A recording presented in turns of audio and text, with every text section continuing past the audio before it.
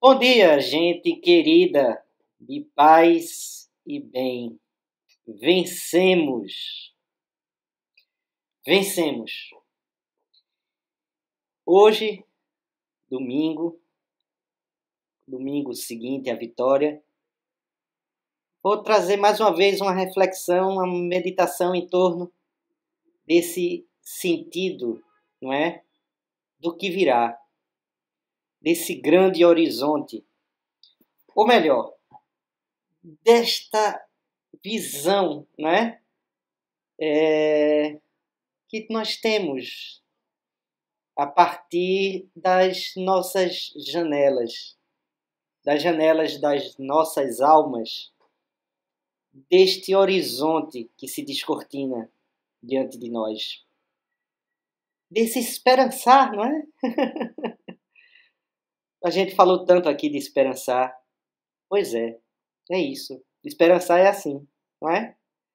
É o buscar daquilo que já é.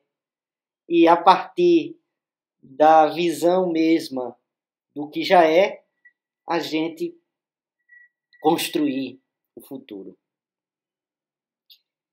E eu gostaria de começar dizendo a vocês, a gente tem o sagrado direito de comemorar. Não podemos esquecer isso. Não podemos esquecer que precisamos comemorar.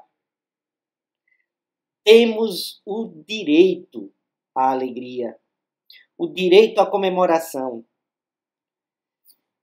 Eu, né, moro na cidade de Santa Maria, no Rio Grande do Sul, que é a segunda cidade mais militarizada do Brasil. Tá? E há, claro, por conta desse contexto militar, né, pelo contingente de militares aqui em Santa Maria, no Rio Grande do Sul, o medo, o receio, não é? Mas sabe de uma coisa? Logo em seguida, né, a, a virada na apuração, né, dos números para Lula, eu fui para a rua. Eu e minha esposa, a gente foi para a rua comemorar. Tinha uma galera junta, festejando. E a partir daí, de vários lugares da cidade, as pessoas foram se encontrando na praça. A gente precisa celebrar. A gente precisa festejar para que a gente possa sentir a presença da alegria novamente. Depois de tanto silenciar, não é? Teimosamente a gente celebra, a gente festeja. Festeja. Isso é a primeira questão que a gente precisa retomar. Muita gente ficou com medo de sair à rua. Muita gente ficou em casa. E eu digo para você, minha irmã e meu irmão, você tem toda, né, razão em se resguardar da violência dos derrotados no pleito eleitoral, né? Da fúria desse povo. Primeira coisa, eu tenho que reconhecer isso. Tá? Você pensou de uma forma racional, ponderou. Isso é algo que é importante. Mas você precisa encontrar dentro da sua vida, dentro do seu cotidiano, quem sabe hoje, no dia de domingo, encontrar com as pessoas que também estão nessa sintonia da vitória e celebre. Se você já não celebrou, né? Celebre. Você tem todo o direito de celebrar. que não nos roubem o direito à alegria e à celebração. A gente precisa celebrar. Essa semana, não é, foi marcada pela, né, manifestação, né, das pessoas que perderam, não é, no pleito eleitoral. E foi visível, por exemplo, de que a retomar, não é, o 2018, o que se tinha era, de um lado, da parte, não é, derrotada em 2018, de que, de um lado, havia as críticas. Eu lembro que, não, perdeu por conta disso, a gente perdeu por conta daquilo, foi assim, foi assado, fez isso, fez aquilo. Havia um debate, uma reflexão em torno da derrota e da vitória, né, do atual presidente. E a gente começou uma campanha, né, ninguém larga a mão de ninguém. Todo mundo junto nessa corrente. Isso foi muito importante, porque deu a dimensão mesmo do sentido, do comprometimento da gente com a gente. Agora, em 2022, o que há é o pessoal ganhando as ruas, na frente dos quartéis, né, nas rodovias, avenidas, enfim, impedindo o trânsito e criando a balbúrdia, que é falada por eles. E aí surge uma reflexão, o que leva as pessoas a celebrarem a prisão do ministro Alexandre de Moraes, né, comando do Exército, enfim. Eu não sei, vou ser sincero, não sou especialista, né, em psicologia das massas, mas eu tenho algumas intuições. E aí eu gostaria de compartilhar com vocês, até para que a gente possa compreender uma necessidade que a gente precisa exercitar nesse caminho. Nesse caminho até dia 1º de janeiro e a partir de dia 1º de janeiro de 2023 em diante, que é a ideia da reconciliação. A gente vai conversar um pouco sobre isso. Mas vamos lá. Primeiro, surge, e eu vejo nas redes sociais, um ódio, uma raiva, com as suas razões, em relação a essas pessoas. E a dificuldade, não é, de compreender isso, né? Compreender essa realidade. Então, vamos lá. Tentar entender um pouco essa dimensão. O que eu percebo? Tá? A partir do que eu escuto aqui e escuto ali. É a ideia de que grande parte dessas pessoas, elas vivem, e isso não é nenhuma novidade, numa bolha. Mas, quando a gente fala de bolha, a gente pensa um espaço, assim como a bolha da esquerda, a bolha do pessoal da cultura, enfim, a bolha disso, a bolha do pessoal dos evangélicos, a bolha, enfim. Mas não é isso.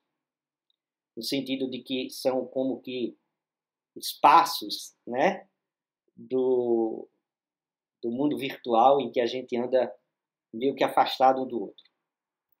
O que eu estou dizendo é aquela ideia mesma, e a gente tem que pensar como chave de leitura, como um lugar de cultivo um lugar de culto, um lugar, né, de doutrinação de determinadas ideias.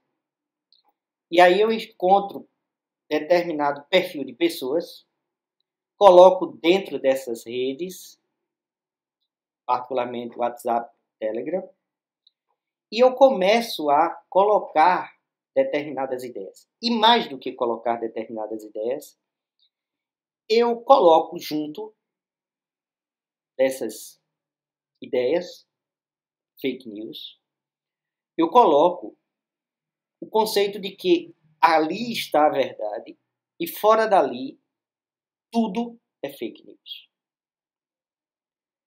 Então eu vou começar a, né, fazer uma doutrinação no sentido mesmo de hipnose, de que qualquer notícia, qualquer informação, qualquer pessoa que diga o contrário do que é dito aqui, ele é nosso inimigo. Ele merece ser destruído. Ele merece, né, é fake news. Seja ele sua irmã, sua prima, seu familiar, qualquer que seja ele. A Globo, os meios, tudo existe um grande plano, né? E aí o desafio é como vencer isso. Como é que a gente, de repente, essas pessoas que não têm essa capilaridade com a realidade, né, muito pouco, no sentido de dialogar com a realidade, porque ali é que está, né, elas são acolhidas, elas são valorizadas, elas são pessoas chamadas de patriota, pessoas chamadas de grande, né, soldado de Cristo, soldado da verdade, enfim, isso há uma valorização, né, dessa pessoa. E essa pessoa passa a ser sujeito de um projeto que vai libertar não só o Brasil, mas como o mundo. Então, há um reforço, né, egóico, e a partir dali, qualquer outra ideia é a ideia do comunismo ou qualquer outra ideologia contrária à verdade. Então, há muita pouca capilaridade. Como é que a gente vence isso? Eu tenho algumas intuições também. Eu acredito que uma das formas de vencer isso é a partir da realidade mesmo. De tentar apresentar a essas pessoas de forma pedagógica, de forma não violenta, né? De forma paulo freireana, a realidade. É o sair desta bolha, é levar para do campo virtual, porque não adianta mandar mensagem, imagem, porque pode ser para ela é uma manipulação. Não adianta mandar um texto, porque na verdade isso é uma doutrinação de um sistema. Então, é apresentar a realidade mesma. O mundo. A gente precisa reconduzir essas pessoas ao mundo real, vamos dizer assim, o mundo fora das redes, fora do campo. E isso vai exigir de nós um esforço coletivo, e como sociedade, como partícipes. Um esforço de solidariedade coletiva, de acolhimento desse processo progressivo de desintoxicação, desse ódio, dessa raiva, dessa mentira. Muitos vão cair progressivamente em si. Isso já aconteceu, gente, na história. Não é tão novo assim. Talvez não nessa carga de virtualidade. Mas isso se deu no pós-guerra na Alemanha. Isso se deu no pós-apartheid na África do Sul. Então, eu estou muito, né, afinado a essa ideia da Comissão Nacional da Reconciliação. Mauro Lopes, Monge Marcelo Barros, trataram sobre isso. Eu vou deixar o link aqui, né, da conversa que eles tiveram na TV Fórum.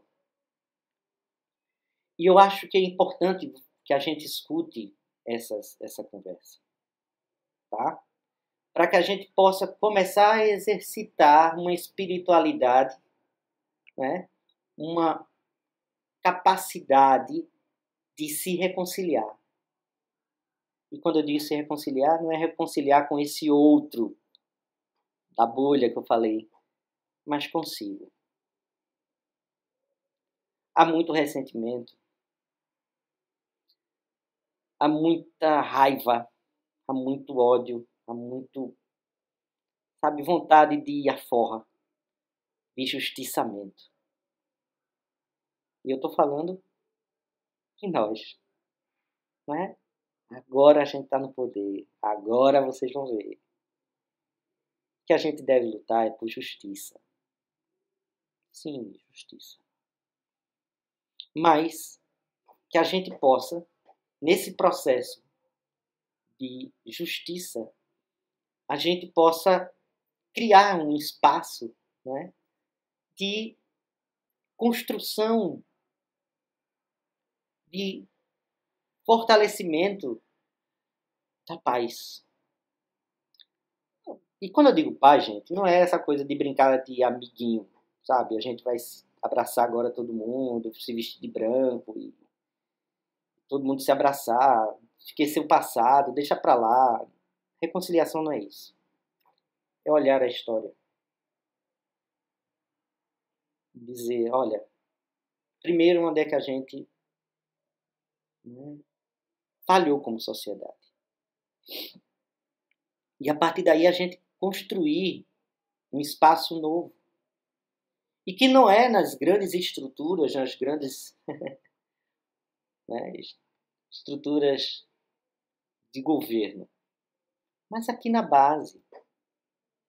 E eu acho que o papel das igrejas, eu estou falando aqui também das igrejas, mas nem tanto as instituições, as pequenas comunidades. A gente sentar e juntar o povo, botar o povo em roda, sem querer dizer que você é isso, você foi conivente, você foi isso, você foi aquilo, você, né? Mas dizer, agora, o que é que a gente pode construir, né? Você que é patriota, né? O que é que a gente pode construir como processo novo? A gente precisa, de um lado, mostrar a realidade e, do outro, criar condições do que essas pessoas possam participar dessa reconstrução. E, com isso, contagiar, vamos dizer assim, outras pessoas. E que as pessoas sejam movidas pelo testemunho. Eu tive a oportunidade de conhecer uma pessoa.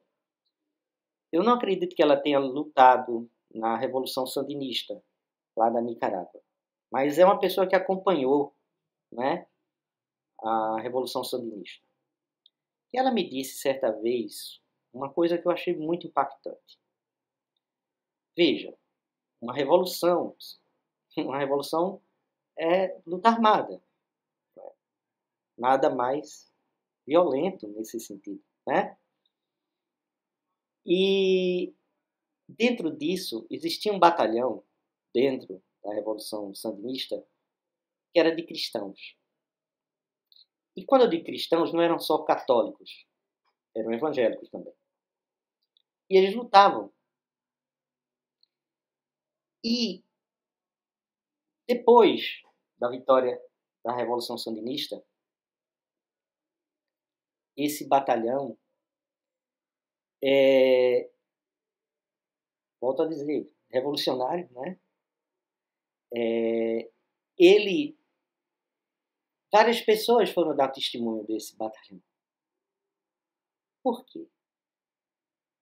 Porque dentro do processo revolucionário, as pessoas lutando pela revolução,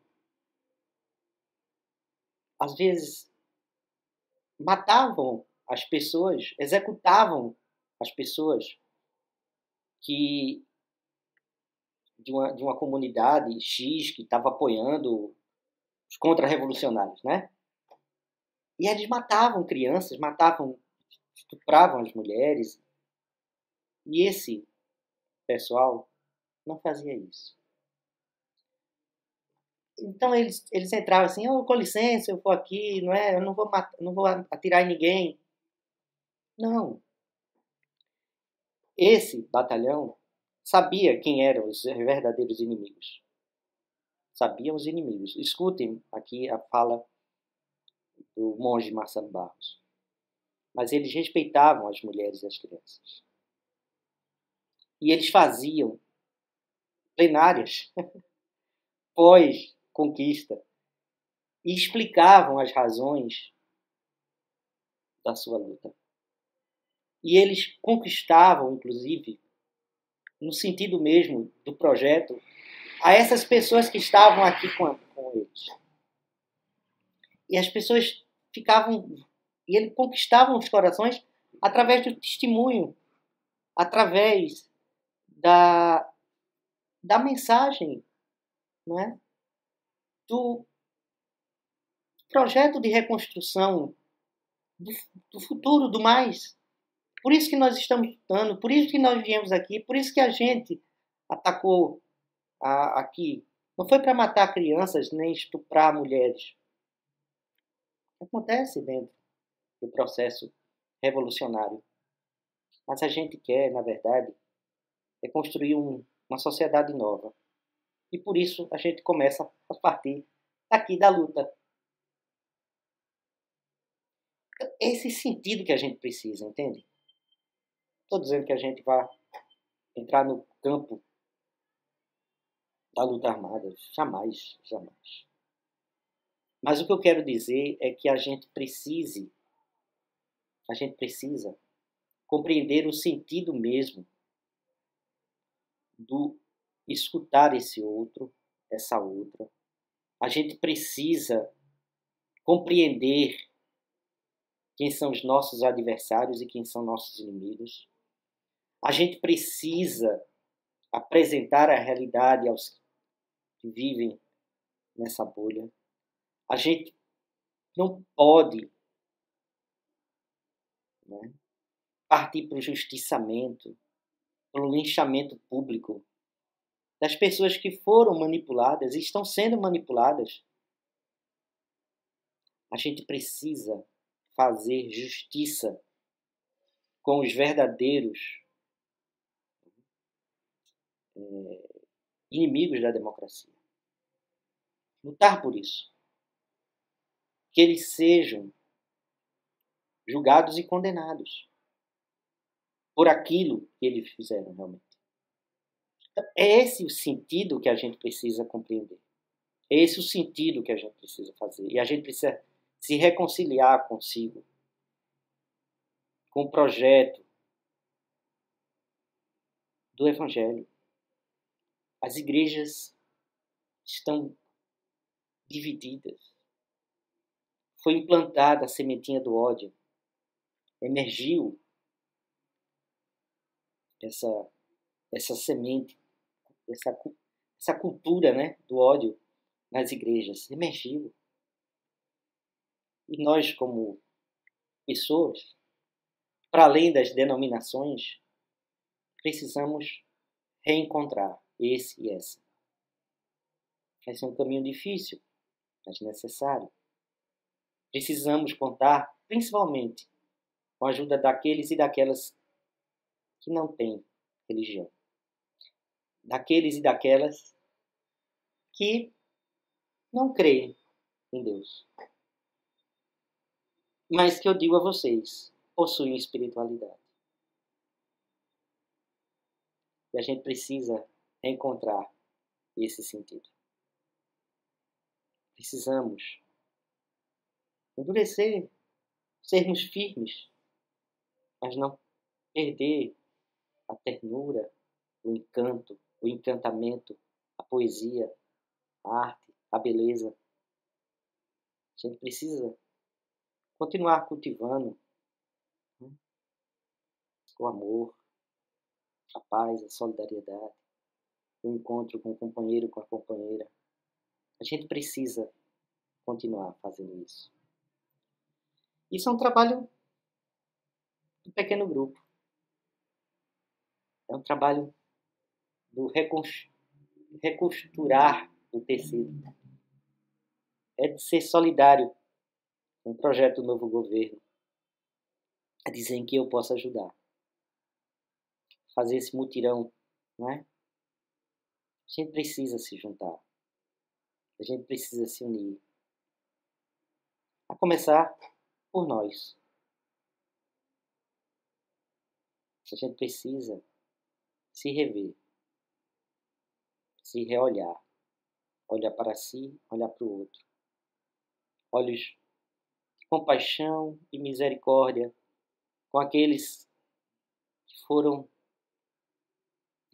agredidos, agredidas, aquelas que foram agredidas na sua sagrada, no seu sagrado espaço interior, pelas forças, né, da manipulação e do ódio, da violência. A gente que verdadeiramente crê no projeto do ódio e da violência. Esses, não. Mas há muita gente dentro desse Brasil dividido, como dizem, que são vitimados, né? Foram vitimados durante esses 4 anos por esse discurso de violência e ódio, inclusive destruindo as nossas famílias. A gente vai criar pontes. Eu acho que uma boa possibilidade é criar espaços, comitês, lugares em que a gente possa construir ou reconstruir essa comunhão. A partir do apresentar mesmo da realidade, sabe? Daquilo que vem do testemunho de cada um, de cada uma. Muitas vezes, o ódio e a violência, a xenofobia, é porque as pessoas não conhecem o outro. Ouvem e ouvem falar, recebem mensagem do WhatsApp. Será? Essa pessoa tem carne, osso, né?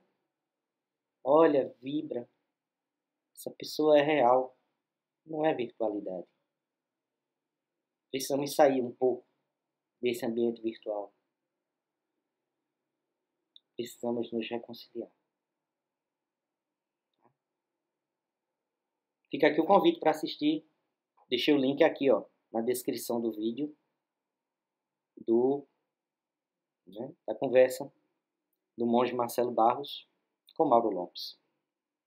E eu tô junto nessa conversa. Vamos entrar também. Vamos nos unir, tá bom? Esse é o programa de hoje. Acho que foi uma meditação que eu gostaria de fazer com vocês. E vou deixar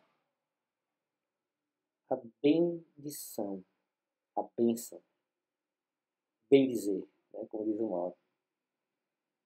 Que Deus nos abençoe, nos proteja, derrame sabedoria, discernimento, paz, alegria. Tá? Celebre, festeje. Recebam a bênção de Deus. Que a força de Deus nos guie, o poder de Deus nos preserve. A sabedoria de Deus nos ilumine. A mão de Deus nos ampare. O caminho de Deus nos oriente. O escudo de Deus nos defenda. E a bênção de Deus onipotente, Pai, Filho e Espírito Santo, nos acompanhe hoje, para sempre. Amém. Um abraço, gente querida. Paz e bem, paz e bem.